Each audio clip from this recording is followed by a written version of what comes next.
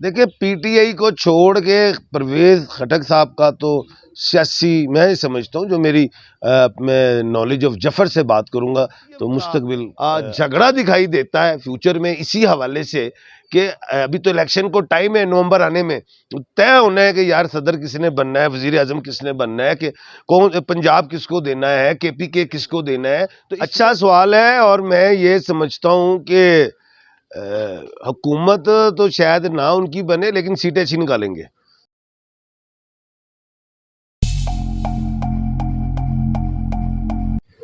बिस्मिल्लाहिर्रहमानिर्रहीम, अस्सलाम वालेकुम। Royal international palmist astrologer MA. Shahzad Khan साहब हमारे साथ मौजूद हैं। सीनियर माहिर कानून हैं और एक्सपर्ट हैं नॉलेज ऑफ साद के, नॉलेज ऑफ जफर के। खान साहब अस्सलाम वालेकुम। जी बिस्मिल्लाह बिस्मिल्लाह, वालेकुम अस्सलाम। खान साहब, आज वीडियो जो है उसका आगाज़ फवाद चौधरी साहब के हलके से हमने करना है।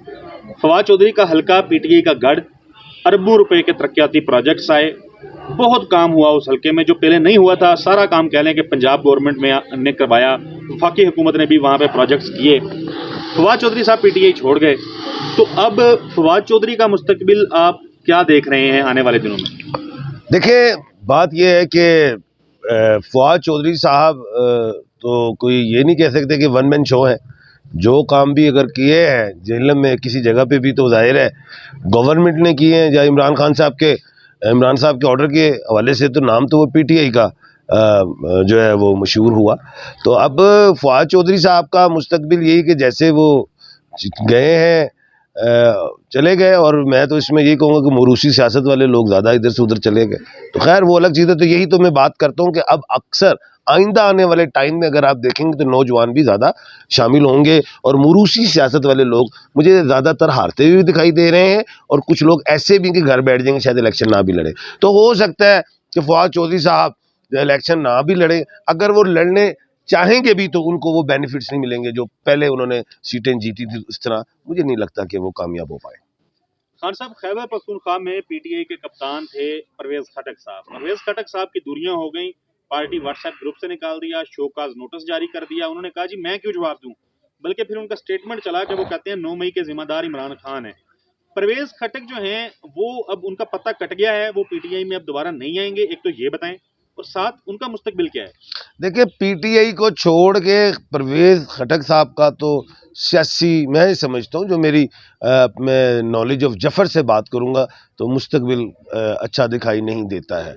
और अगर वो घर बैठ जाए, इलेक्शन ना लड़ें, तब उनका सियासी कैरियर बच जाएगा। ये इस तरह है।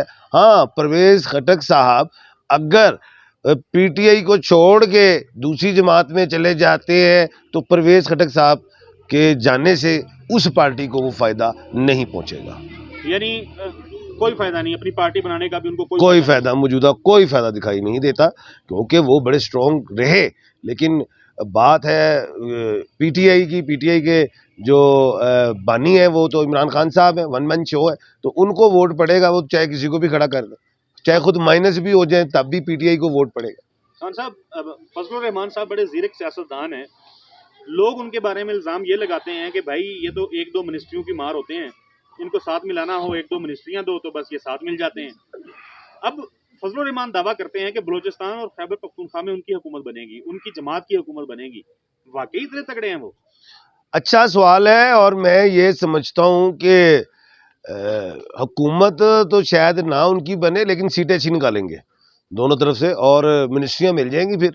लेकिन एक और बड़ी बात है कि क्या वो सदर पाकिस्तान बनेंगे कि नहीं। को हमेशा से उनकी सोच यही रही कि मुझे सदर बनना चाहिए, तो मुझे उस सफ में दिखाई नहीं देते, बल्कि मुझे पीडीएम का झगड़ा दिखाई देता है फ्यूचर में, इसी हवाले से कि अभी तो इलेक्शन को टाइम है, नवंबर आने में तय होना है कि यार सदर किसने बनना है, वजीर आजम किसने बनना है, कि कौन पंजाब किसको देना है, केपी के किसको देना है। तो इसमें बहुत सी मैं समझता हूँ इनमें आपस में पीडीएम टूटती हुई दिखाई दे रही है। जी खान साहब, तोशा खाना का ट्रायल शुरू होने जा रहा है 12 जुलाई को।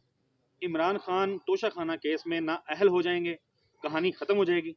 देखिए, मैंने बल्कि पेशन गोई की थी कि खान साहब जो है, इमरान खान साहब, ये क्या कहते हैं, तोशा खाना हो या अलकादर ट्रस्ट हो, इसमें इनको लाया जाएगा और माइनस की तरफ लेके जाया जाएगा।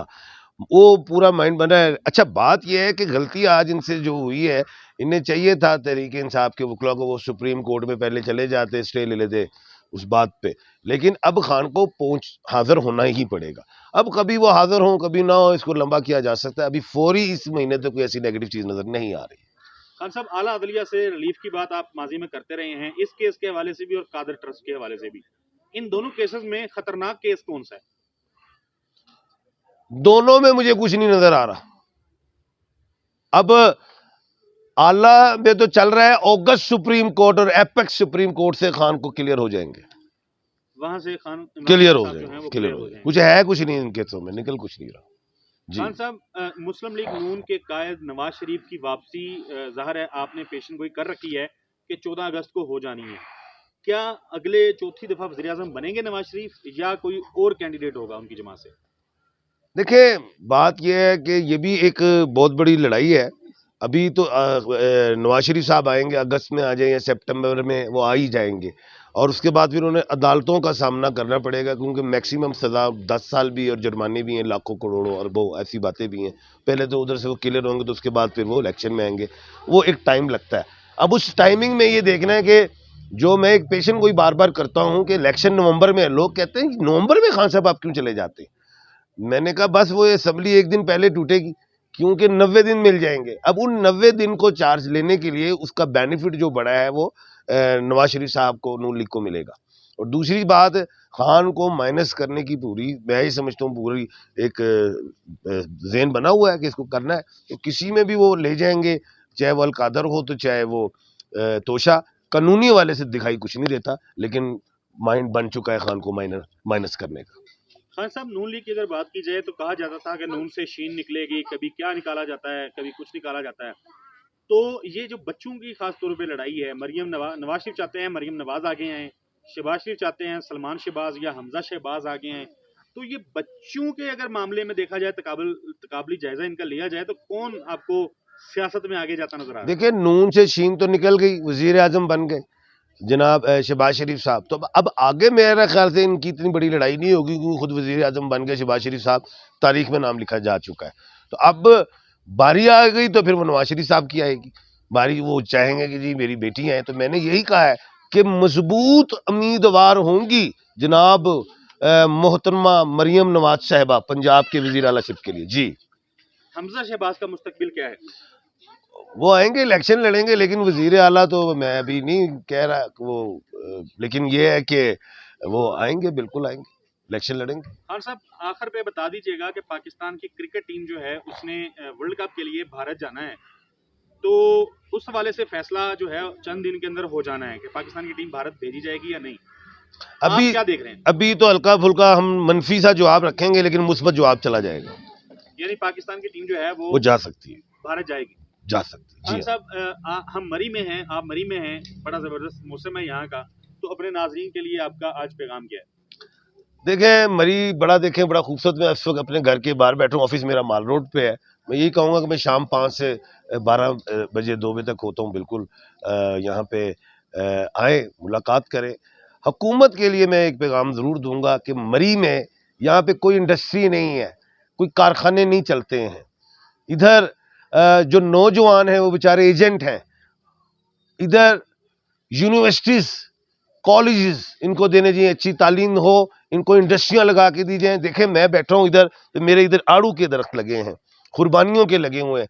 اس گھر میں نے ادھر آڑو اور قربانی لگائے ہیں. تو حکومت کو چاہیے مری کی جتنی بھی جگہیں ہیں وہاں پہ پھل لگائیں، آڑو، قربانیاں، ناشپاتی، اخروٹ کے بھی لگے ہوئے ہیں اور یہ ایکسپورٹ بھی ہو اور یہ بیچیں. یہ نوجوان یہاں پہ بھی یہ مین پاور ہے نوجوانوں کو، اس کو بزنس دینے چاہیے، ان سے کام لینا چاہیے. ہم اپنے نوجوانوں کو ضائع کریں.